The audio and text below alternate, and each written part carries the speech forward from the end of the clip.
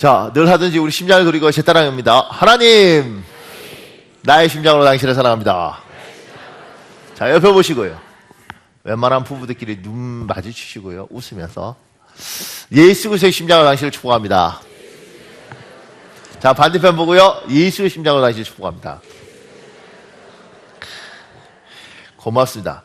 우리 이달에 말씀하겠습니다.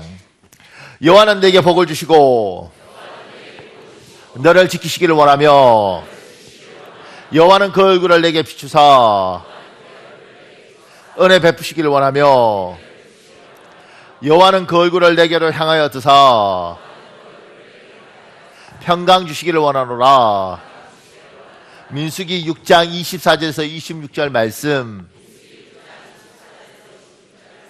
여호와 하나님, 우리 가족에게 복을 주시고 우리 가족을 지켜 주옵소서.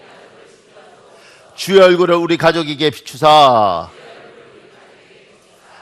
은혜 베풀어 주옵소서. 주의 얼굴을 우리 가족으로 향하여 드사 평강 주옵소서. 예수님 이름으로 기도합니다.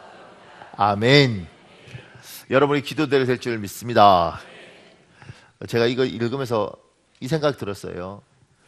이제 애들이 크면 이게 안 될 텐데, 애들이 아직 초등학교 이렇게 다닐 때 아빠나 엄마가 이렇게 안고 하나님, 이를테면 우리 누엘에게 복을 주시고 우리 누이를 지켜 주옵소서. 주의 얼굴을 우리 누엘에게 비추사 은혜 베풀어 주옵소서. 주의 얼굴을 우리 누엘에게 향하여 드사 평강 주옵소서. 누엘이는 저희 막내 아들입니다.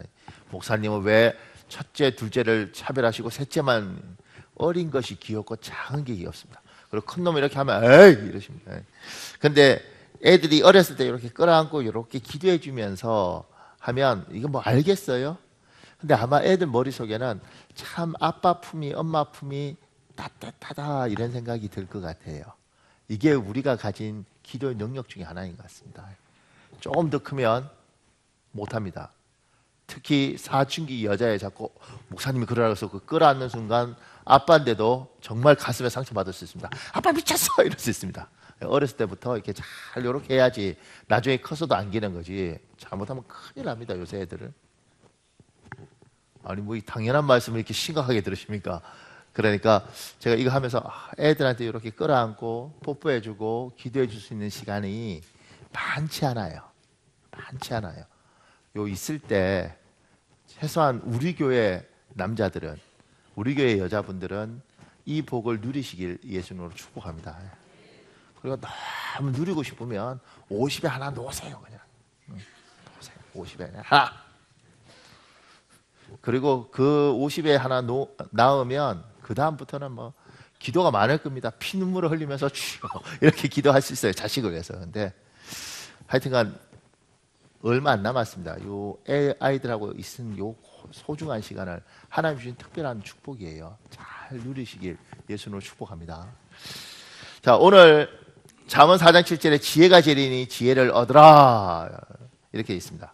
근데 현대인의 번역에 이렇게 있습니다. 지혜가 가장 소중한 것이다. 지혜를 얻으라. 그 어떤 것을 희생해서 하고서라도 깨달음을 얻어라. 이렇게 지혜가 깨달음이라고 이야기를 하는 거죠. 자, 제가 이제 생각에 관한 이야기를 조금 하겠습니다. 우리가 생각이 무엇입니까? 이렇게 이야기하면 밥 먹고 싶다. 저거 위험하다. 이걸 생각이라고 말을 합니다. 틀린 건 아니에요. 그런데 인간을 짐승하고 구분할 때, 동물하고 구분할 때 사람을 생각하는 존재라고 이야기하잖아요. 이 생각은, 지금 말하는 그 생각은 고양이도 하고 개도 합니다. 위험하네. 도망가야겠네. 배고프네. 저거 먹고 싶네. 이거는 고양이도 해요. 원숭이도 바나나 보면 먹고 싶다. 이건 생각은 생각이지만 인간이 짐승하고 구별되는 생각이 아니에요. 인간과 짐승이 구별되는 생각은 앞뒤 맞춰서 논리를 이렇게 따져서 나름대로 가치를 두고 생각하는 겁니다. 예를 들면 어떤 상황이 생겼을 때 내가 이제는 이렇게 죽는 거구나. 그러면 어떻게 죽는 것이 내 나름대로 품위를 지키면서 죽을 수 있을까? 이런 고민들을 하다가 죽을 때 예쁘게 죽는 방법에 대해서 고민을 하는 거잖아요. 그리고 내가 죽기 전에는 무슨 말을 할까? 그래서 햇센가요? 그 사람 죽을 때 그랬답니다. 나에게 더 빛을 이러면서. 참 인생이 죽을 때 뭐 그러니까 사람이 죽을 때 멋있게 죽어야 됩니다. 이렇게 이토 히로부미 안 죽은 의사가 이렇게 총 쏴서 죽은 이토 히로부미 아십니까? 여대생한테 가장 끔찍한 여대생은 총만 안 죽은 의사가 도시락 던진 분 아니에요. 이랬는데 그때 정말 미치겠더라고. 여자 대학생인데 이토 히로부미 총 맞아 죽던 안 죽은 의사에게 총 맞아 죽던 이토 히로부미가 죽으면서 했던 말. 아니, 이거 내가 한 말이고 그 친구가 개스키 이러면서 책이 그렇게 나오다. 왜냐하면 이토 히로부미는 우리가 볼 땐 정말 나쁜 놈이지만 일본 역사에서는 근대화를 시킨 민족적 영웅입니다. 그런데 민족적 영웅이 죽을 때 이럴 때 우리 스테반처럼 내가 너를 용서하거나 뭐 이러던 거 아니면 조국을 좀 더 위대하게 했어야 되는데 이렇게 죽으면 멋있을 텐데 뭐 이래서 죽으면 그래서 소나 닭이나 말은 그냥 죽는 거예요. 만약 개들이 생각할 줄 알았으면 이런 생각을 생각이라고 그러는데 이런 생각을 할 줄 알았으면 대한민국 돼지들의 죽음은 달랐을 거예요. 돼지 그냥 아무 생각 없이 죽잖아요. 어차피 죽을 거 이게 내 운명인데 마지막까지 내가 내 몸도 다 주는데 어느 놈이 내 머리를 들고 제사상에 올린다면 내가 그를 축복하는 마음에 죽을 때 웃으면서 죽으리라. 그래서 탁 때릴 때 이러면 죽었을 거야. 돼지가 생각이 있다면 그러겠죠. 그러니까 생각이라는 것들은 이런 뭐 고민들을 하면서 뭔가 이렇게 앞뒤를 맞춰서 이렇게 하는 걸 생각이에요. 사람은 이 생각을 하는데 이 생각을 나에게 도움이 되도록 생각하는 것, 이롭게 생각하는 걸 지혜라고 이야기를 합니다. 이 지혜는 두 가지가 있어요. 세상으로부터 오는 지혜가 있고 하나님으로부터 오는 지혜가 있어요. 세상으로부터 오는 지혜, 인간의 지혜와 하나님의 지혜는 겹치기도 하지만 다른 경우도 제법 많습니다. 안 맞는 경우도 많습니다. 제가 사람의 지혜, 세상의 지혜가 어떤 건지 배울 수 있는 기회가 있었는데 제 선배 중에 한 분이 제하고 이제 이렇게 직접적인 학교 선배는 아닌데 어떻게 한 선배가 됐어요. 근데 이분이 이제 어떻게 해서 대학을 나왔습니다. 뭐 별로 공부를 열심히 한 것 같지는 않고요. 왔는데 아버지가 이렇게 공무원 중에 이렇게 힘 있는 공무원이라서 그 의료기 뭐 이런 거 하는 무슨 국영 기업체가 있더라고요. 하여튼간에 뭐 거기에 백으로 넣었습니다. 뭐 옛날 이야기니까. 그래서 들어갔죠. 들어가서 뭐 옛날에는 연차만 차면 승진하지 않습니까? 죄송합니다. 연차만 차면 승진하니까 미안합니다. 연차만 차면 승진하니까 어떻게 됐냐면 이 사람이 이제 거기서 이렇게 일을 대충 배우고 그 기계 다루는 법 뭐 이런 거 배우다가 이제 대리가 됐어요. 그러면서 죄송합니다. 나 왜 이렇게 예의가 바르죠? 기특해라. 근데 대리가 되면서 이제 밑에 직원을 하나 뽑은 거예요. 근데 이 직원은 열심히 공부한 애예요. 그래서 열심히 공부하고 대학원도 나오고 좀 더 공부하고 싶었는데 집안 사정 때문에 취직을 한 거죠. 그래서 이 친구한테 묻는 거예요. 뭐라고 묻냐면 대리니까 이거 기계 이런 거 어떻게 쓰는 겁니까? 그래서 이제 이게 조금 가르쳐 조금만 가르쳤대요. 왜 조금만 가르쳤냐면 이게 세상 지혜예요. 내가 얘한테 너무 많이 가르쳐주면 이게 내 자리를 뺏을 수 있으니까 내가 다룰 수 있을 만큼 요만큼씩만 가르쳐주는 거예요. 근데 이제 이게 자꾸 물으니까 귀찮은 거예요. 그래서 영어 이렇게 매뉴얼, 미국에서 나온 그 매뉴얼 이렇게 두꺼운 거를 줬대요. 어차피 자기도 이제 자기가 이거 뭐 한 번도 본 적 없고 그냥 자기도 윗사람한테 들어서 이렇게 대충 들었는데 그 매뉴얼을 그냥 줬기 때문에 자기도 한 번도 읽지 않았는데 그래서 야 아는 체 하면서 야 이거 읽어봐 다 했어 그리고 딱 줬다는 거죠. 근데 얘는 열심히 공부하니까 진짜 공부를 열심히 하더래 막. 그리고 막 묻더래요. 매뉴얼 한 번도 본 적이 없으니까 자기 아는 거 외에는 대처 못하는 거예요. 대답 못하는 거예요. 그리고 막 이걸 공부하면서 다른 자료도 찾아보고 이러니까 얘 지식이 높아지니까 여기가 저걸 어떻게 해서 쫓아낼까 이 생각을 하더란 거예요. 이게 뭐예요?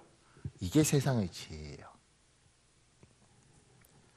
이기적이고 나를 위해서 누군가를 반드시 희생시킬 수도 있고 내한테 도움이 되면 하고 도움이 되지 않으면 안 하고, 요게 사람의 지혜, 세상의 지혜. 머리를 쓰는 거죠. 요걸 어떻게 모함해서 자를까? 저 계속 오는데 저걸 어떻게 하면 없앨까? 요게 세상의 지혜예요. 하나님의 지혜는 우리가 생각하는 거하고 같을 수도 있고 다를 수도 있지만 우리가 상식적으로 생각하는 거하고 좀 반대인 경우가 많아요.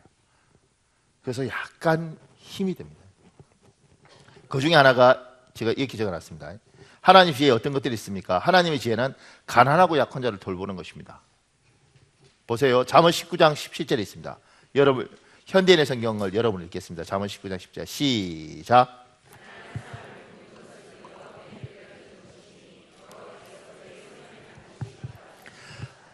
하나님이 뭐라고 하냐면 야 가난한 사람을 도와줘라.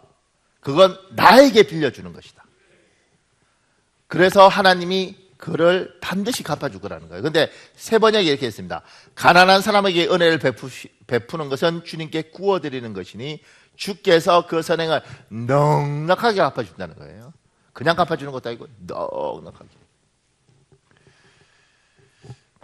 시편 41편 1절에서 2절에 있습니다. 1절 여러분 읽고 2절이 제가 읽겠습니다. 1절 읽어보십시오. 시작.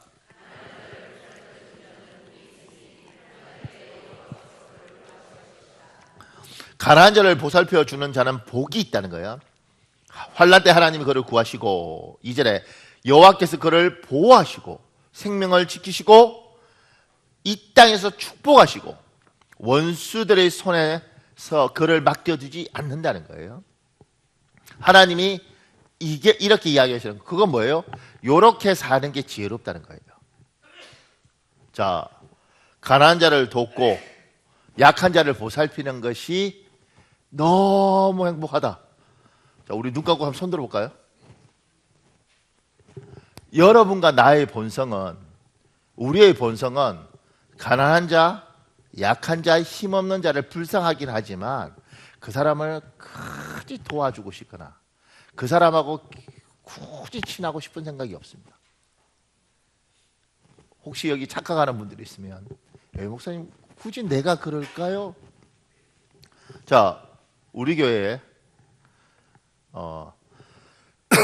요 근처에 술 드시고 한 번씩 길거리에 엎어지시는 어른이 계신데 그분이 직업도 없고 돈도 가난하고 성질도 안 좋으셔요.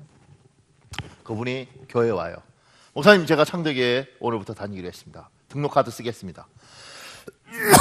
죄송합니다. 저에게 좋은 집사님 붙여주시면 제가 잘 배워서 신앙생활 열심히 하겠습니다. 몸에 냄새도 나고 얼굴을 보니까 코도 딸기 거예요. 자, 차원할 사람 장로님들 그 사람한테 기꺼이 제가 도와야죠. 목사님 저에게 붙여주시면 제가 성의를 다해서 길거리에 그분이 엎어져 계시면 제가 모셔서 국밥 사드리면서 예수에 대해서 잘 설명해서 하나님의 사람 하나 만들어 보겠습니다. 아멘? 안 할 줄 알았어요. 아유 죄송합니다. 근데 지금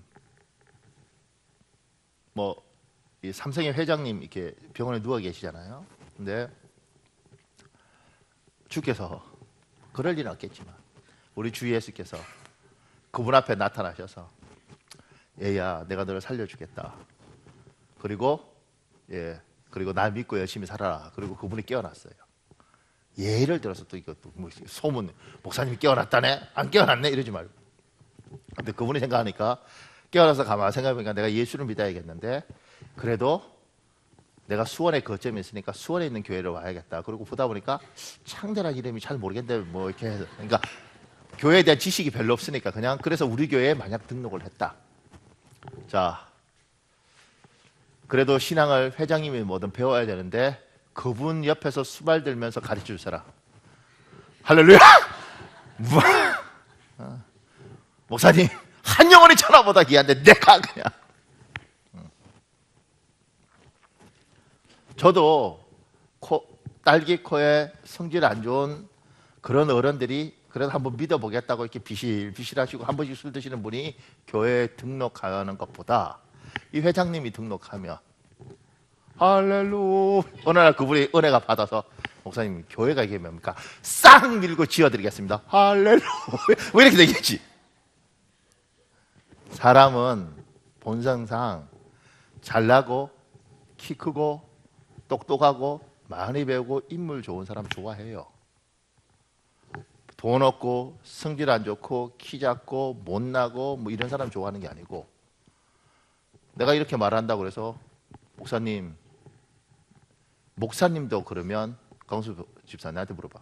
목사님도 그러면 키 크고 돈 많고 많이 배우고 잘생긴 사람을 좋아하십니까? 물어봐. 훌륭한 사람. 내가 뭐라고 대답할 것 같아요? 목사한테는 그런 거 묻지 마요. 나도 힘들어요.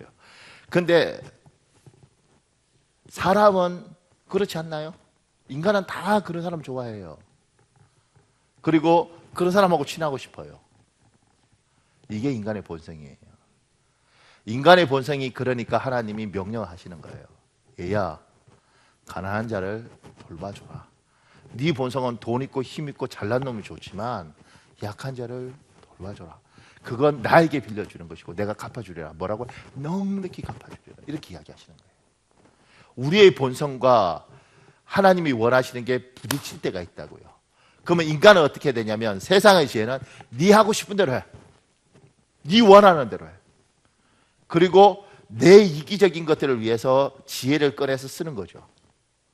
그런데 하나님은 뭐라고 이야기하시냐면, 얘야 네가 생각하는 대로 그렇게 사는 것들은 세상의 지혜지만 그렇게 살면 다 죽는다.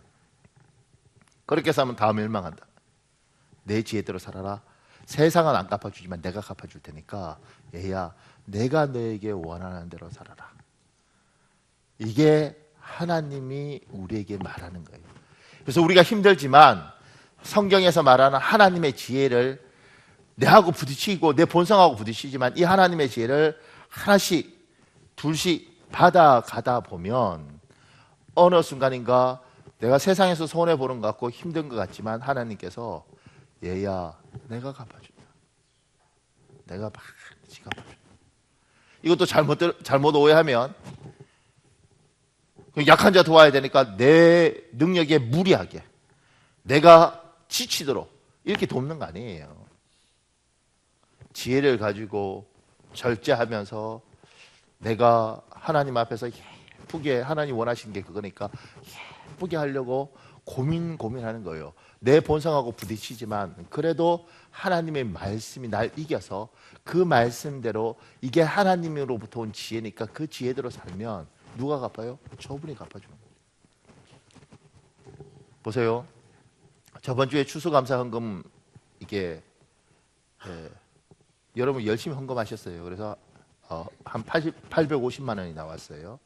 그걸 요새는 이제 투명하게 하기 위해서 재정부한테 수표로 차라리 한 장을 다 끊어라. 그래 수표로 줘야지 돈 거래가 명확하잖아요. 그렇게 하려고 하는데 복잡하더라고요, 교회는.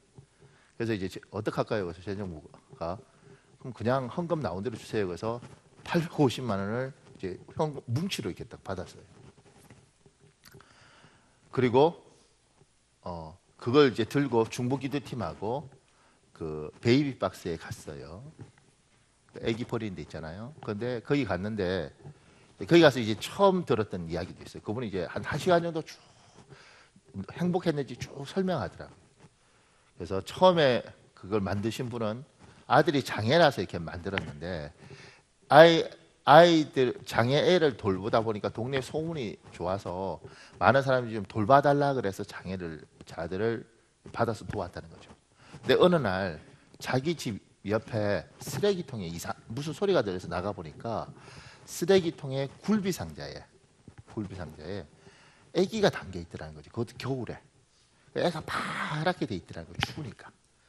그리고 그 옆을 고양이, 개 이런 것들이 음식 쓰레기통 옆이니까 지나가면서 이렇게 하더라는 거예요. 그래서 이 목사님이 너무 놀라고 마음이 아파서 왜냐면 고양이 이렇게 핥히거나 개가 이렇게 먹으면 어떡해, 애를. 그래서 이제 그 애를 돌보면서 이렇게 됐다고 이야기를 하더라고요.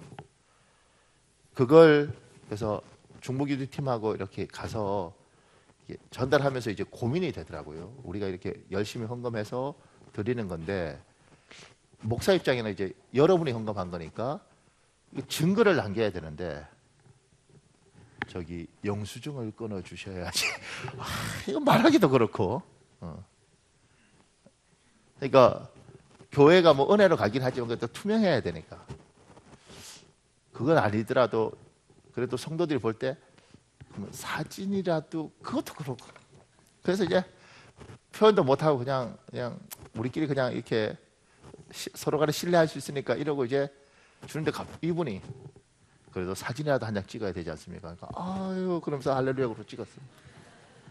여러분한테 잠시라도 이제 보여주고 싶은데 그게 좀 하여튼 복잡하더라고요. 그러니까 이렇게 여러분 이렇게 예수 믿으면 그냥 단순했으면 좋겠는데 또 다양하니까 이거 뭐 보여줬을 때 뭐 자랑하는 거냐 뭐 저 찍히는 사람들의 마음은 어떻겠느냐 뭐 너무 복잡하니까 그러니까 제가 예수 믿으면서 여러분 피곤합니다. 그러니까 너무 쉬운 일인데 뭐 너무 복잡하게 갈 수 있더라고요. 뭐 그런데 하여튼간 그분이 찍자 그러더라고요. 그러면서 목사님 이렇게 하면 우리가 자기들이 증거를 남겨야 된다 그래서 찍고 우리는 이제 목사님들하고 그러면 성도들한테 그래도 했다는 부분에서 공식적으로 보여줘야 되지 않냐, 보고를 해야 되니까 우리가 바깥에 이야기하는 게 아니고 우리 식구들한테는 보고를 해야 되지 않냐 이러다가 그래도 목사님이 사진을 안 올리고 그냥 말로만 전달했으면 좋겠습니다. 이렇게 해서 그냥 그렇게 했어요. 그러니까 이해를 하십시오. 하여튼간 그렇게 전달했어요. 근데 이 전달할 때 여러분하고 내하고 입장이 달라요. 여러분은 그래 우리가 헌금해서 좋은 일 했었으니까 좋네 이렇게 생각할 거 아니에요. 목사님 뭐 다른 생각이 있나요? 나는 담임 목사로서 교회 전체에 대해서 이렇게 총괄하잖아요. 저 위에 물 새서 저 타트 저것도 해야 되고 전구도 나갔고 우리 지붕도 17년인가 돼서 저것도 갈아야 되는데 이런 생각들이 목사한테 있어요. 뭐 장로님들도 그런 생각이 있는 거죠. 그런데 그러면 이 돈 가지고 우리 필요한 걸 쓰고 싶은 욕구. 그렇다고 누가 뭐라고 그랬어요? 우리가 헌금해서 우리가 교회를 왜 쓴다는데. 그런데 그런 내 교회를 더 좋게 하겠다는 욕구와 우리가 한번 갔다 오면 생각보다 멀어요. 그리고 언제 뭐 다시 갈지도 잘 모르겠는데 거기에 우리들 얼굴도 모르고 아무도 모르는 그 아이들한테 뭐라도 분유값이라도 주겠다고 부모도 버린 아이들한테 이거 하고 중에서 하나님이 오늘 말씀같이 이게 지혜라니까 그렇게 하면 너희 욕구를 이기고 하나님 뜻대로 하면 하나님 후히 갚아주신다니까. 그래서 이제 주고 중보기 팀하고 오는데 참 희한하죠. 이기적인 건 내 걸 챙겨야 행복한데 그게 아니라 주고 오는데 참 행복하더라고요. 그날 하루 종일 어떤 생각이 드냐면 하나님 내가 목사 된 거 참 너무너무 잘했고 우리 교인들하고 이렇게 신앙생활하는 건 너무너무 좋고 그리고 이렇게 이걸 기꺼이 뭐 우리 당회든 뭐든 이렇게 허락해서 이렇게 하자는 우리 교회가 너무 좋은 거예요. 내하고 본성하고 죄송합니다. 내하고 본성하고 부딪혔는데 내 이기적인 본성을 꺾고 하나님의 지혜를 받아들였는데 하나님이 어떻게 갚아주실지는 모르겠지만 그분이 우리에게 주시는 큰 위로가 제한테 있더라는 겁니다. 이게 하나님의 지혜예요. 여러분이 세상의 지혜는 올해 먹을 거, 내년 먹을 거, 내후년 먹을 거 채우고 통장에 990만 원 999만 원 있으면 만 원 더 억지로 넣어서 1000만 원 만들고, 9,999만 원 있으면 만 원 더 모아서 어떻게도 안 쓰고 모아서 1억 만들어서 내가 1억짜리 사람이라는, 내 통장에 1억 있다는 것이 이 세상의 지혜. 그런데 하나님의 지혜는 힘들지만, 더 갖고 싶지만 저분이 갚아주신다니, 나에게 있는 것들을 꺼내서 저쪽에 나누면, 저쪽에 베풀면 하나님이 주시는 위로함이 있는 겁니다. 이게 하나님의 사람들이 사는 방식이에요. 근데 우리가 세상의 지혜에 너무 물들어 있어서 예수 믿는 여러분이나 나도 막 바들바들 떨면서 하는 거예요. 왜냐하면 우리 100살까지 살아야 되잖아요. 그러니까 지금 돈 갖고 안 되잖아요. 나눌 생각도 안 하고 베풀 생각도 안 하고 더 이렇게 사는 거죠. 왜냐하면 그렇게 안 하면 불안해서 죽겠어. 노후에 대해서도 불안해서 죽겠고 미래에 대해서도 불안해 죽겠어. 하나님이 그렇게 살지 말고 얘야, 내가 넉넉히 준다잖아. 내가 채워준다잖아. 그러니 얘야, 내가 한 지혜대로 베풀고 살아라. 그럼 어떤 분 그래요? 목사님, 나이가 지금 이렇게 하면 내가 120살까지 살 것 같은데 이 돈 갖고 안 됩니다. 제가 이렇게 말씀드리고 싶어요. 집사님 너무 염려하지 마세요. 하나님이 집사님 돈 염려 하나도 안 하도록 빨리 데려가실 거예요.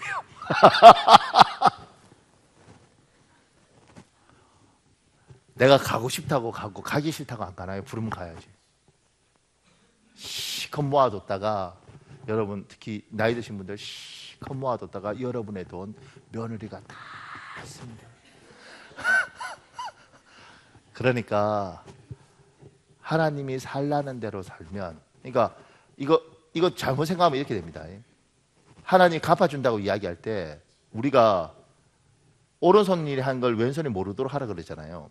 그게 무조건 숨기라는 이야기가 아니라, 사람은 뭔가 베풀면서 그 베풀 때 베푸는 걸 통해서 내 이득을 취하는 사람이 있어요. 보세요. 제가 저기에 도와드렸죠. 내가 좀 미안하죠. 그런데도 도와드렸죠. 이렇게 해서 자기를 높여요. 주께서 뭐요? 영광 네가 다 받았다는 거지. 그래서 우리가 오른손이 아니라 왼손을 모르게 하는 것은 영광을 하나님께만 돌리는 것이고, 내가 하나님의 명령에 순종하니까 하나님께서 그 영광을 받으시고 나한테 갚아주는 거예요. 그래, 네가 사람들한테 떠올리지 않고, 네가 너를 높이지 않고 내 명령에 순종해서 너의 이기적인 본성을 끊고, 힘들지만 어렵지만 그래도 나름대로 최선을 다해서 했으니 얘야, 사람이 너한테 영광을 안 돌리고 사람이 너한테 감사하지 않더라도 내가 채워줄게, 내가 갚아줄게. 이게 뭐요? 이게 하나님의 방법입니다. 그러니까 우리 교회는 하나님의 지혜로 충만한 교회가 되어지길 예수님으로 축복합니다. 그런데 하나님의 지혜 중에 가장 놀라운 지혜는 다니엘서 12장 3절에 여러분 읽어보십시오. 다니엘서 12장 3절 시작.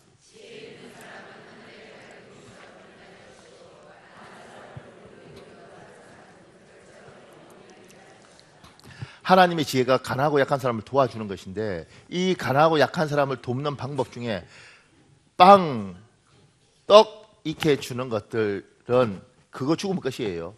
물고기 주는 게 아니라 물고기 낚는 법을 가르쳐 줘야 되는데, 그게 뭐냐면 이 사람들을 하나님을 만나도록 하면 인생이 바뀝니다. 지금 여기 하나님 만나서 인생이 바뀐 사람 이야기가 있어요. 이건 유언필이라는 사람은 자기 부인이고 남편 이야기에 써놨어요. 이렇게 되어 있습니다. 남편은 김해 공병학교에서 준장에서 소장으로 진급되었다. 소장 즉 투스타는 육군의 공병병과에서 제일 높은 지위다. 더 이상 오를 자리가 없는 최고의 자리에 오른 것은 하나님의 도우심이다. 세상의 처세술 대신 하나님만 의지하며 믿음과 정직으로 행군한 남편을 하나님이 높여주신 것이다. 도저히 진급될 것 같지 않은 상황에서도 충령에서 대령으로 특진해 모두를 놀라게 하시더니 이번에는 남편을 최고의 위치로 높여주셨다. 우리가 하나님의 일을 하면 하나님 우리를 도와주신다. 업무에 있어서는 미련하를 마치 강직하게, 하나님 일에 있어서는 손해를 감수하면서까지 헌신한 남편이 그때처럼 자랑스러운 적이 없다. 남편은 김해 공병학교에서도 잔학계나 군 보그마에 고군분투했다. 남편은 김해 공병학교의 충성교회에서도 유명한 목사님들을 초청해 부흥 집회를 자주 열었다.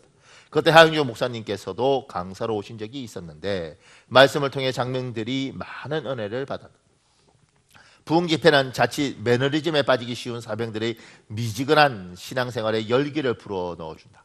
믿음으로 뜨겁게 달궈지면 기도와 전도와 예배에 앞장서기 마련이라 교회에 항상 활력이 넘쳤다. 영적으로 강건한 사병들에 의해 교회는 부흥했고 사병들 간의 결속력도 높아졌다. 이렇듯 남편은 부대를 옮길 때마다 5개 교회를 개축하고 교회가 없는 부대에서는 예배당을 건축했다. 군목이 없는 교회를 돌며 수요예배 설교를 하고 사병들의 경관 신앙을 위해 부흥 집회를 기획하고 신회를 조직해 활발하게 활동하며 전역할 때까지 군보고마에 전력 질주했다. 1년의 헌신은 자신의 군 생활 경험에 기인하고 있다. 최전방에서 사병할 때 극심한 죽음의 공포에 떨며 괴로웠던 순간 예수님을 만난 감격과 무관하지 않다는 말이다. 서울대학교 생물학과에 전체 수석으로 입학해 교수가 되는 꿈에 부풀었으나 개강 2개월 만에 6.25 전쟁이 발발했다. 전쟁과 더불어 학업이 중단되고 전방으로 강제 징집되었다. 꿈에 부푼 캠퍼스의 낭만을 즐겨보지도 못한 채 전쟁의 한복판에 서게 된 것이다. 앞뒤로 폭탄이 떨어지고 시체가 널브러진 곳에서 적군에게 총을 겨누며 죽음의 공포에 떨어야만 했다. 무수한 전투들이 죽어나가는 것을 보며 자신도 언제 죽을지 모르는 긴박한 상황에 처하자 남편은 자신도 모르게 태어나 처음으로 하나님을 불렀다고 한다. 하나님의 존재를 까맣게 모르고 살던 불신자 청년이 전쟁의 포화 속에서 부른 이름은 뜻밖에도 하나님이었다. 그때 그의 눈앞에 놀라운 광경이 나타났다. 눈부시게 밝은 빛을 내시는 예수님의 환상을 본 것이다. 너무 놀란 남편은 그 자리에 털썩 주저앉아 눈물을 흘렸다고 한다. 그날의 뜨거운 감동은 그 길로 부대 안에 있는 교회를 찾아가도록 이끌었다. 교회에서는 군목과 사병 몇몇이 성탄절 트리를 만들고 있었다. 난생 처음으로 가본 교회였다. 군목 앞에선 남편은 세례를 받고 싶다고 요청했고 전쟁으로 수술한 때라 별다른 순서 없이 그 자리에서 세례를 받았다. 세례를 받은 날 남편은 잠을 이룰 수 없었다고 한다. 잠자리에서도 예수님의 환상을 본 감동과 세례를 받은 감격이 진정되지 않아서였다. 그날 이후로도 죽음의 공포가 분신처럼 따라다녔으나 이전처럼 두렵지는 않았다고 한다. 죽을 만큼 괴로웠던 전시 상황도 하나님이 주시는 평안함으로 극복했다고 고백했다.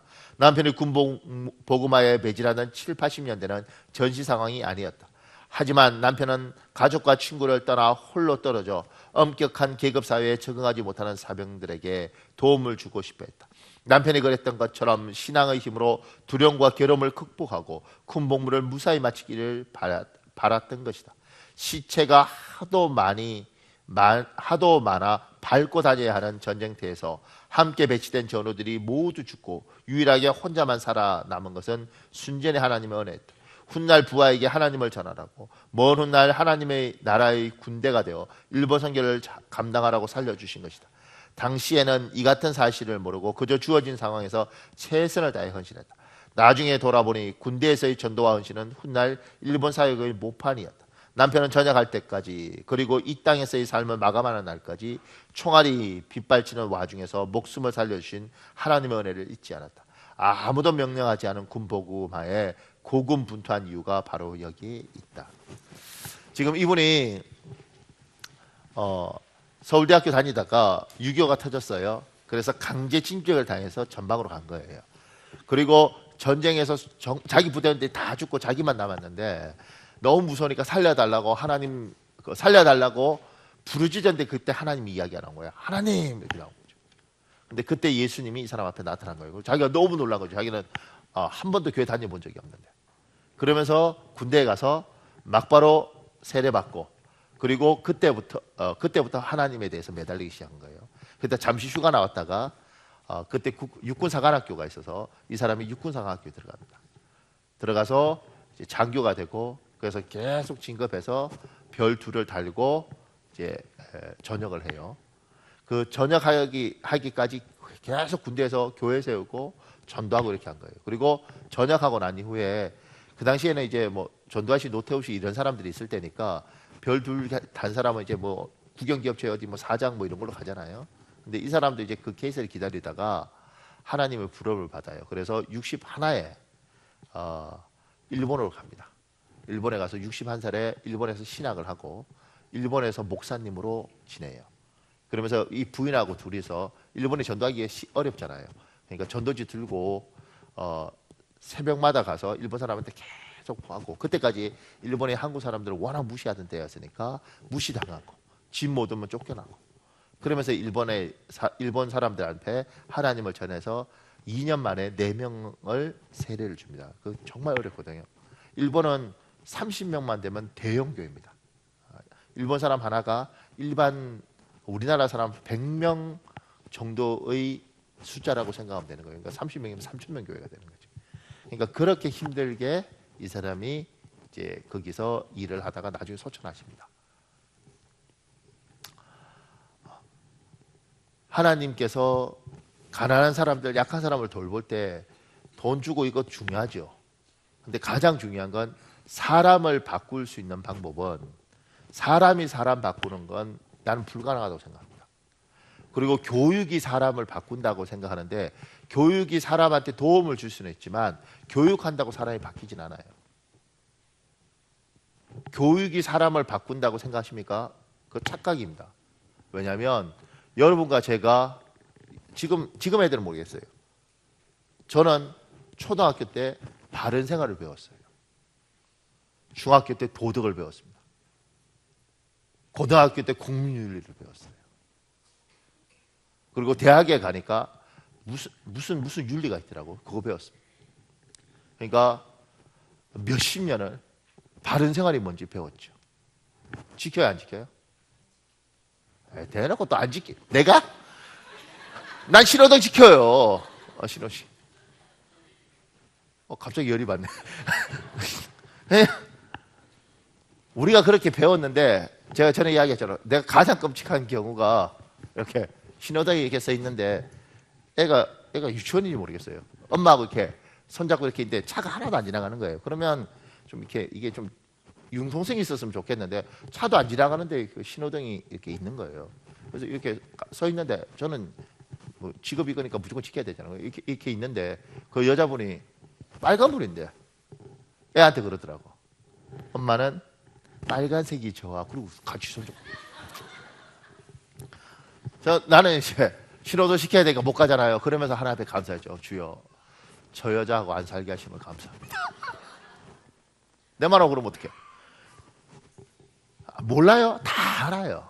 쓰레기 버리면 된다 안 된다? 알아요. 거짓말 하면 된다 안 된다? 알아요. 계속 가르쳤지만 해요, 안 해요? 우리 다 하고 삽니다. 가장 놀라운 여자분은 이거예요. 제가 이렇게 상담하는, 목사님, 저는 거짓말을 못해서 손해보는 게 한두 가지가 아닙니다. 목사님, 인생이 너무 힘들어요. 집사님, 그래도 정직하게 살아야죠. 이렇게 위로하고 있는데 애가 말해요. 엄마, 전화 왔어요. 없다 그래. 목사님, 저는 거짓말.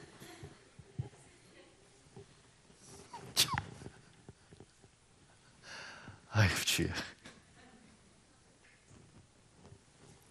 사람이 교육으로 바뀐다고요? 도움은 주죠. 사람을 바꿀 수 있는 방법은, 저는 확신하는 건, 하나님을 만나면 인간은 확실히 바뀝니다. 정말입니다. 하루아침에 확 180도 바뀌기는 쉽지 않지만 우리 주님께서 반드시 만나 주신 사람을 바꿔요. 제가 증거할 수 있어요. 제가 예수 믿은 지 한 25년 됐나요? 그러거든요. 만 25년? 그런데 26년? 하여튼 예수 믿고 하나님이 저를 계속 바꿨어요. 오늘 아침인가요? 우리 사람하고 이야기할 때 그랬어요. 여보, 참 내가 많이 바뀌었지. 그러면 좀, 당신은 원래 참 괜찮은 사람이었어. 이러면 좋은데, 맞아요. 내가 저 여자하고 계속 살아야 되나?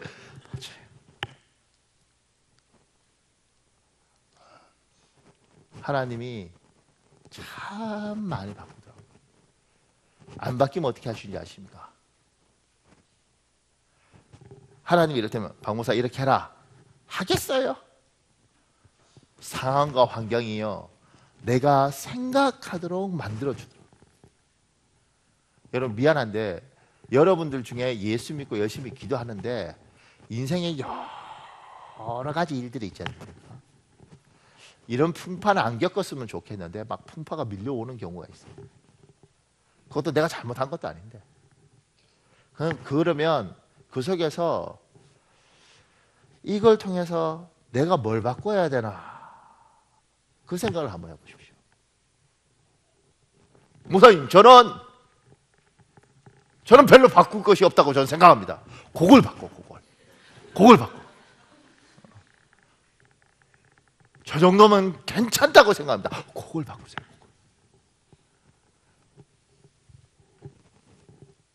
환경 속에서 하나님이 계속 이야기를 하는 겁니다. 그걸 못 알아들으면 사람이 바뀌지도 않고 계속해서 그거하고 부딪히니까 인생이 힘들어요. 그리고 뭐라고 이야기하면 예수 믿었고 뭐 얻는 게 별로 없대. 그 사람이 생각하는 건 예수 믿고 뭐 돈 한 푼 없는 걸 이야기하는데 인생이 별로 없는 게 없어요.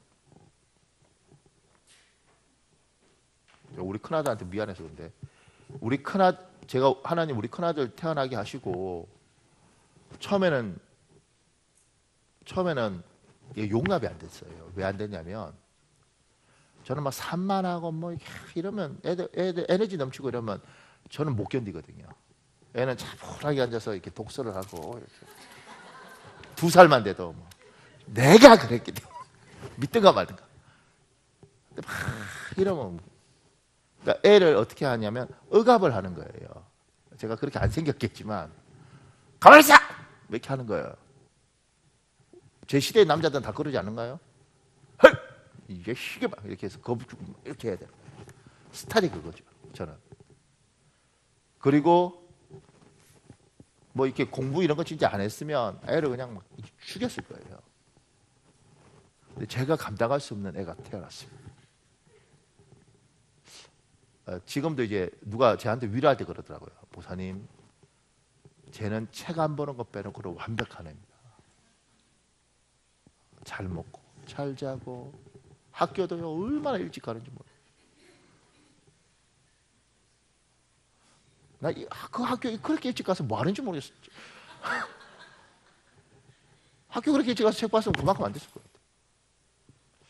그러니까 제가 걔를 통해서 배우는 것이 뭐였냐면 내하고 다른 종류의 인간, 내가 원하는 대로 생각하는 전혀 다른 인간인데 어느 날 가만 보니까 참 부럽더라고요. 시험 기간인데 너무 행복해하는 거예요. 네, 아들아, 넌 시험 기간인데 왜 이렇게 행복하네? 일찍 오잖아요. 자! 나는 손톱을 물어뜯고 자만한 약을 먹고 공부를 했어요. 그럼 뭐 하냐고. 어차피 나 서울대도 못 갔는데. 그렇게 자기를 학대하고 공부했어요. 그러면 뭐 하냐고. 그래서 목사 되셨잖아요. 그렇게 해서 목사 될래요? 자기를 막 했던 내 인생. 근데 하나님이 저한테 그러시더라고요. 그럼 사랑해줘라. 내가 먹고 살게 해주면 되지 않냐. 제가 물어요. 너는 행복하니? 행복하대. 내가 성적표 받으면 별 이야기 다 하네. 제가 고등학교 들어갔을 때 우리는 이게 시험쳐 들어가는 고등학교거든요. 근데 고등학교 들어갔어요. 들어갔는데 제가 반에서 47등을 하더라고요. 60 몇 명 중에. 제가요, 제가 전교 등수인 줄 알았어요. 반에서 47등. 이거 어떻게. 근데 이제 공부 잘하는 애들이 있으니까 뭐 정말 3년 동안 정말 잠시 놀고 정말 죽더라고요. 그래서 된 게 반에서 10등이라고. 10등. 그것도 촌놈들이니까 서울 올라오는 게 무서워서 와도 되나 이렇게.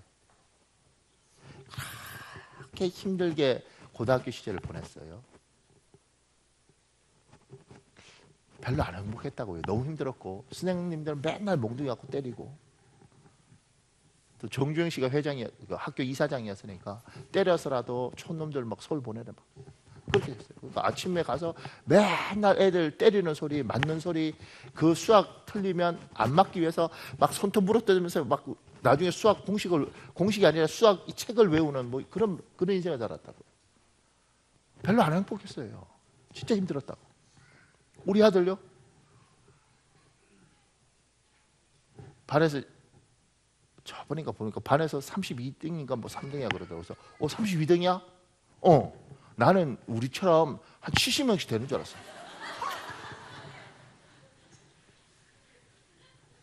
요새 뭐 34명, 35명 이러더고 막. 그런데요, 얘가 이렇게 말을 해요. 또 우리 아들한테 가서 자꾸 묻지 마요. 아빠 내 뒤에 2명 있어, 2명. 행복해. 2명이 있어. 행복해. 내가요, 아버지, 과연 내가 이게 내 아들입니까? 원망하는 게 아니라 부럽더라고. 지 뒤에 2명 있어도 이렇게 힘들었는데 나는 내 뒤에 60명 있어도 막 이렇게 살았다고요. 자기 학대하면서. 제가 우리 아들한테 물어요. 밥 먹다가. 아들, 행복하니? 행복하대. 밥 먹을 때 맛있니? 맛있대. 너 이 집에 태어난 걸 축복이라 생각해? 축복이래. 진짜 물어보십시오. 저는 좋은 부모 만났어요. 그런데 그 부모 밑에 크면서 나는 우리 집에 태어난 게 불만이었어요. 우리 아버지가 뭐 이렇게 현대자동차 부장 뭐 이런 거 난 그 서울대 나와서 이렇게 서울에서 내려오신 분들이 계셨거든요. 우리 그 당시 시골에서. 그런데 우리 아버지 그냥 기술자였어요. 그냥 망치 들고 차 만드는. 우리 아버지가 더 많이 배우고 막 똑똑하고 뭐 간부였고 이랬으면 좋겠다고. 늘 마음에 돌아가셔서 죄송하긴데 늘 마음에 우리 아버지가 더 이랬으면 이렇게 있었어요. 늘 불만이었어요.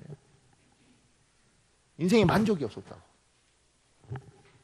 우리 아들은 뭐가 그렇게 행복하냐. 제가 어느 날 하나님이 그러는 거죠. 얘야 내가 책임져 주면 되지 않냐. 열심히 기도하고 공부야 지 체질에 안 맞는 것이고. 제가 우리 아들한테 묻죠.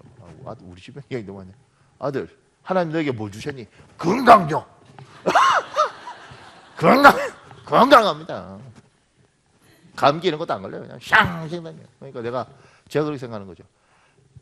내하고 정반대 아들을 주셨을 때 이걸 나처럼 만들기 위해서 했으면 이미 얘가 죽든 내가 목사 때리치고 어디 갔든 그렇게 했을 거예요. 내하고 다른 아이를 하나님이 저한테 허락하셨을 때 이거 갖고 싸우는 게 아니라 그 속에서 하나님 고맙습니다. 인생을 배우고 그러니까 성도들 볼 때도 내하고 다르게 여러 가지 신앙 형태도 있잖아요.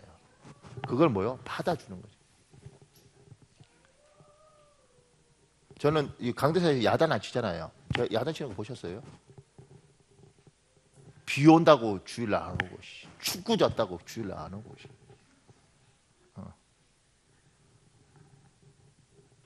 저는 이렇게 배웠습니다. 비 온다고 교회 안 나와요? 벼락 칠 때 조심하세요. 뭐 이게 봐.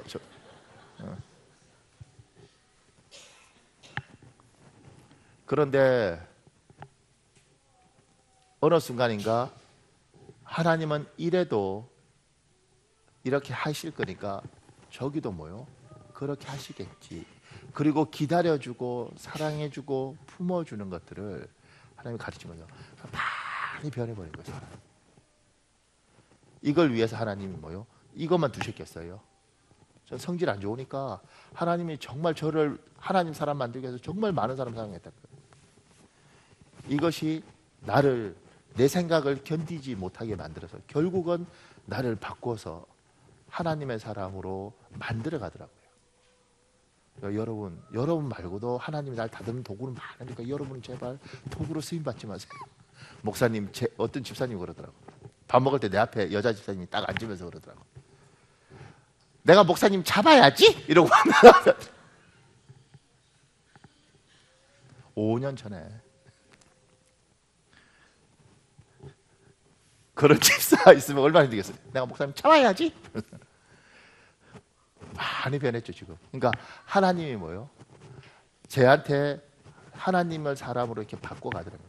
여러분들도 하나님이 여러분이 예수를 믿게 되면 그 예수 그리스도께서 이 사람을 자기 사람으로 다듬어 갑니다. 교육이 사람을 바꾸는 게 아니라 예수를 믿게 되니까 이 사람을 생각을 바꾸고 보는 관점을 바꾸고 사고를 바꿔요.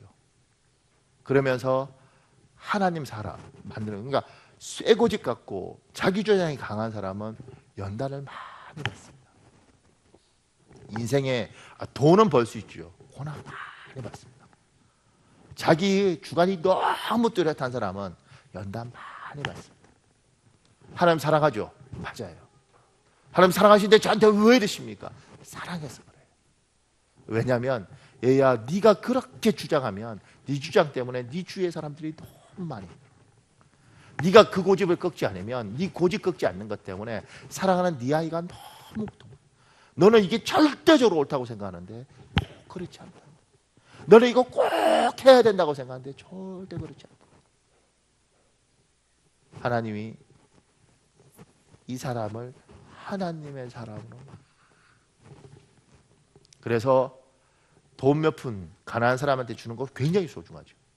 근데 이에게 이건 물고기밖에 안 되는 거예요. 물고기 잡는 법은 예수를 믿게 하면, 예수를 알게 하면 하나님의 영 성령께서 이 사람을 자기 사람으로 만들기 위해서 사람과 환경과 이런 걸 통해서 이 사람의 모난 성격, 이 사람의 거친 성격, 이 사람의 오만한 성격, 이런 걸 다 다듬어서 어느 순간인가 나이가 들면 들수록, 그래서 예수 믿는 사람은 기대가 있는 거예요. 내가 예수 믿고 5년, 10년, 15년, 20년 되면 어느 순간인가, 야, 저 얼굴에 은혜가 있네. 제 얼굴이 뭐라고요? 손댈 거 없는 얼굴. 잘 모르시죠? 저번 주인가 우리 어른들 영정 사진 찍어드릴 때 최실한 메이크업 했던 분이 우리 교회에 오셨어요. 그래서 어른들 메이크업 쫙 하면서 내 얼굴 보고 그러더라고. 목사님은 얼굴은 손댈 것이 없는 얼굴입니다. 내가 막 은혜를 얼마나 많이, 지금도 막 그것만 생각하면 막 하늘이 열리는 것 같아요. 손댈 거 없는 얼굴로 주께서 이렇게 만들어 가겠죠. 아멘하면 상관없습니다. 하나님이 여러분과 저를 그렇게 다듬어 가십니다. 그래서 여러분의 아이가 소중하면, 여러분의 남편을 소중하면, 여러분의 아내가 소중하면 내 아이를 내가 바꾸려고 하지 말고, 내 남편을 내가 바꾸려고 하지 말고, 내 아내를 내가 바꾸려고 하지 말고 그를 하나님을 만나게 하고, 그리고 하나님 앞에 올려드리는 거예요. 하나님, 내가 바꾸지 않겠습니다. 하나님이 손대십시오. 청년들이 굉장히 중요한 게, 그러니까 그래, 결혼해서 바꾸면 되는구나. 그리고 아무나 결혼하면 걔 바뀌는 동안 니들 죽어나는 거예요. 이왕이면 손 덜 대래라고만 해요. 또 하나, 제가 하나님의 지혜에 대해서는 거리에 대한 이해가 필요합니다. 질서에 대한 이야기도 필요한데 제가 거리에 대한 이야기만 하겠습니다. 우리 창세기 2장 24절에 있습니다. 여러분 읽으십시오. 시작.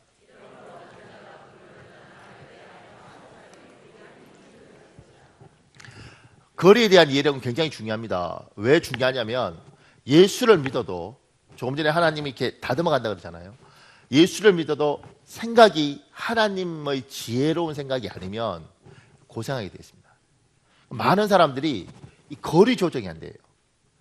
인간관계에 거리가 있단 말입니다. 나와 자식 간의 거리가 있습니다. 그러니까 여자분들이 잘 들어야 되는 게, 여자들은 아이를 가지고 자기 뱃속에서 키우고 자기 몸을 찢어서 애를 태어나게 하고 전몸살을 앓으면서 저를 먹이고 이러니까 애하고 자기하고 거리가 없어요. 그러니까 자식하고 내하고 하나라고 생각한다. 하나라고. 그리고 남편은 뭐요? 남편은 남이지. 예. 살면 살수록 더 남이지. 예. 그런데 하나님은 뭐냐면 부모를 떠나서 둘이 한 몸이 되는 것이고, 얘는 내 부모를 떠나서 딴 여자하고 한 몸이 되고 딴 남자하고 한 몸이 되는 거예요. 자식과의 거리를 정확히 나름대로 해요. 이게 멀리 하라 그게 아니고 자식은 자식이고 얘는 떠나보내야 돼요. 이거 잘 관리해야 됩니다. 남편은 내하고 힘들든 어쨌든 간에 둘은 한 몸이 되는 겁니다.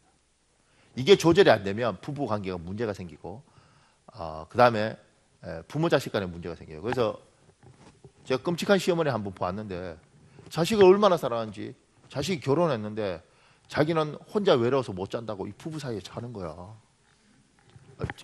저요 말로만 듣는데 진짜 그런 집이 있더라고. 엄마가 베개 들고 와서 이 부부 사이에 자요. 그리고 며느리를 잡아. 애가 안 생긴다고.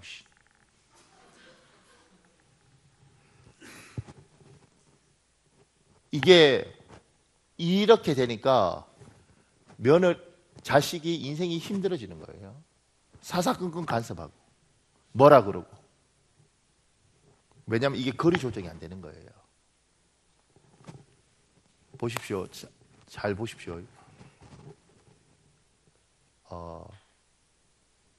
내 아들인 것 같지만 결국은 떠나보내야 되는 부분에서 명확하게 인식하지 못하면 많이 힘듭니다. 제가 서울교회에서 이제 고등부 애들 가르칠 때 남편이 하도 속썩이니까 아들한테 몰입하는 여자 집사님이 있었어요. 신앙도 열심히 있고 기도도 열심히 하는 거예요. 그런데 남편이 한 문제가 있어요. 근데 애가 또 똑똑하게 태어났어요. 그래서 수학 경시 뭐 올림피아드 이러면 전국에 뭐 3등하고 1등하고 이렇게 하는 거예요. 그러니까 엄마가 얼마나 기대했겠어요. 남편은 기대할 게 없는데 아들도 하나밖에 없는데 얘한테 몰입을 하는 거죠. 수련회를 갔습니다. 중학교 고등학교 애들 같이 연합으로 수련회를 딱 갔는데 수련회를 가면 또 부모들이 지금은 좀 다르지만 옛날에는 또 밥하러 또 다 따라오잖아요. 내 새끼 밥 먹여야 되니까. 그래서 이분이 이제 여전도 회장 뭐 이런 것처럼 지휘하는 분이라서 막 이렇게 시켜서 점심 이렇게 준비하고 뭐 이렇게 하고 이제 배식하고 이럴 때 저하고 옆에 이렇게 있었어요. 근데 이제 애들이 이렇게 걸어 들고 이렇게 해서 이제 뭐 식판에서 이렇게 하잖아요. 근데 이놈의 아들내미가 식판을 2개를 딱 들고 이렇게 음식을 이렇게 받더라고. 그 다음에 이 집사님이 치더라고. 그래서 보라고. 내 아들. 저거 엄마 거 들고 이렇게 2개 들고. 근데 이놈이 다른 애 다 지 것만 먹는데 얘는 딱 2개 들고 이렇게 딱 들고 받아서 우리 쪽으로 오더라고요. 뭐 얼굴이 확 폈어요. 잘 키운 거지. 근데 이놈 쭉 오다가 안 와. 그걸 보니까 옆에 여자애하고 이렇게 앉아 있더라고. 중학교 3학년짜리. 이름도 기억나요? 뭐인데. 밝히면 안 되니까. 남자는 심시고. 지 엄마가 그러니까 이게 걔가 그때 고등학교 1학년이고 여자가 중3이었거든요. 요거 둘이가 연인이었던 거예요. 지 엄마가 막 떨면서 왜 내한테 승질 내냐고. 내가 무슨 잘못이 있다고 내한테 목사냐 이러면서 남 이야기가 아니랍니다. 어차피 보낼 거예요. 그리고 나는 누구하고 살아야 돼요? 죽으나 살아 이 남자하고 살아야 돼요. 그리고 이 둘은 뭐요? 거리를 자꾸 넓혀가면 안 되고 계속 좁혀가야 돼요. 그래서 이건 제가 늘 여자분이 지혜가 필요합니다. 저는 이렇게 생각합니다. 여러분 동의하든 안 하든 남자가 영어도 잘할 수 있고 돈 계산도 빠를 수 있고 뭐 다 빠를 수 있는데 여자가 컨트롤할 수 있고 여자가 지혜가 있으면 그 집안은 살 수 있습니다. 남자가 아무리 똑똑해도 여자가 미련하면 미련하는 게 머리가 나쁘다는 게 아니라 계산이 제대로 안 되는 거예요. 지혜가 없는 거예요. 그러면 그 집안은 망한 집안. 내 아들 잘 키워도 소용없습니다. 며느리 잘못 들어오면 100% 제가 확신합니다. 망한 집안입니다. 내 새끼 잘못 키운 거예요.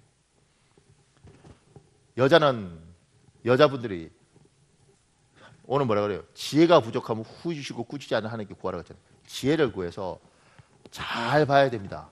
내 남편이 어떤 종류의 사람인지, 어떻게 하면 이 사람이 움직이는지, 내 아이를 잘 봐야 됩니다. 얘들의 속성이 어떤 것인지. 그래서 남편을 잘 세우고 아이를 잘 세우고 집안을 잘 세우는 거예요. 그걸 위해서 나의 간과 쓸개는 빼놓는 거예요. 한 20년 냉동 저장 창고 이런 데 간슬게 딱 빼놓고,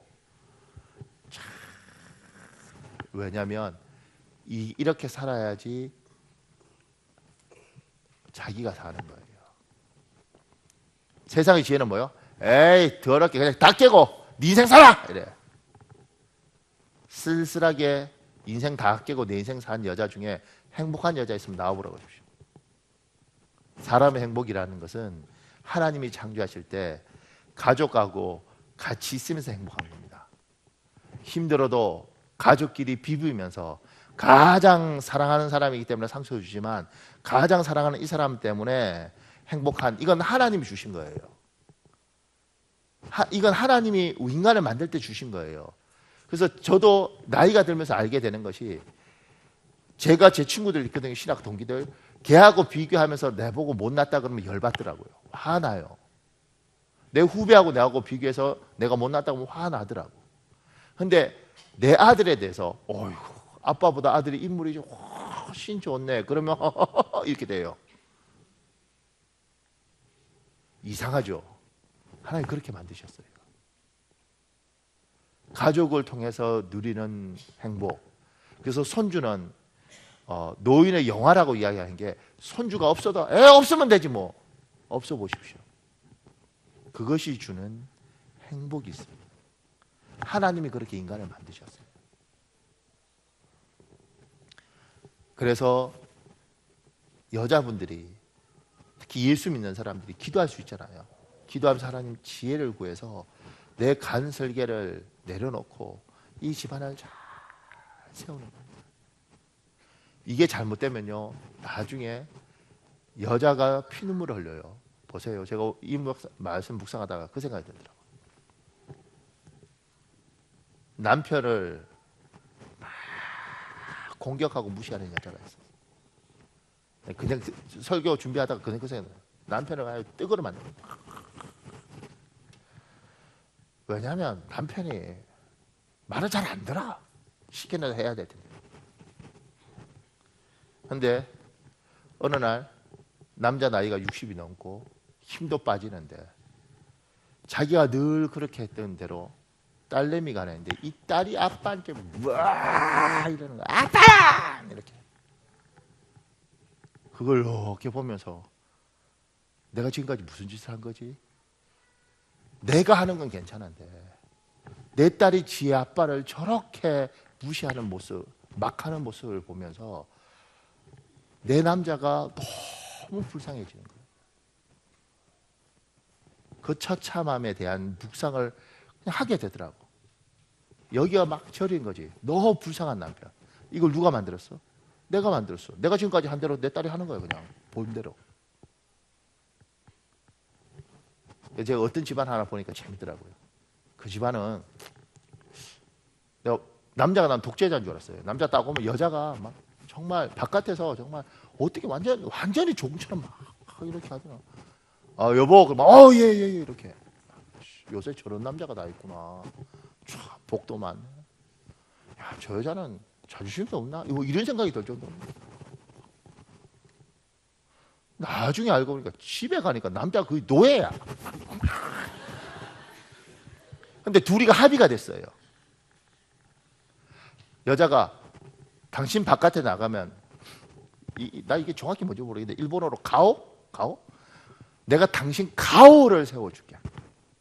집에서는 나 충성을 해라. 그래서 남자가 바깥에 가면 허허허 이렇게 되는 거죠. 근데 바깥에 몇 번 안 가.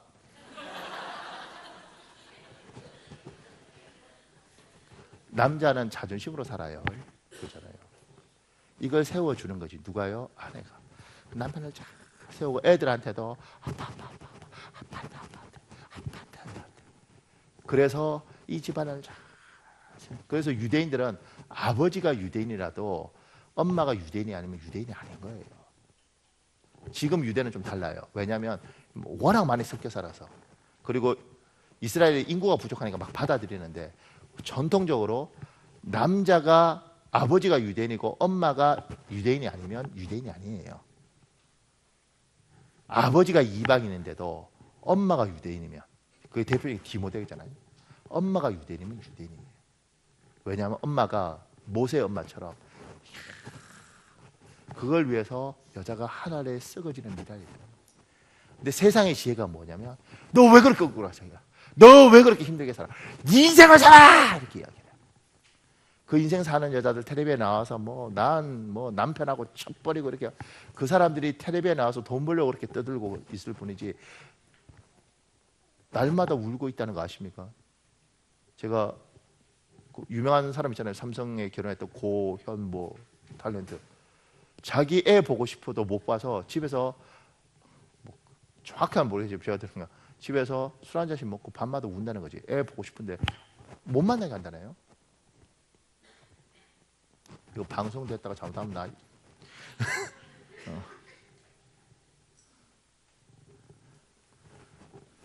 엄마가 내 걸 다 내려놓고 어느 날 하나님이 긍휼을 베푸시는 거예요. 왜냐하면 그게 지혜가 있으니까.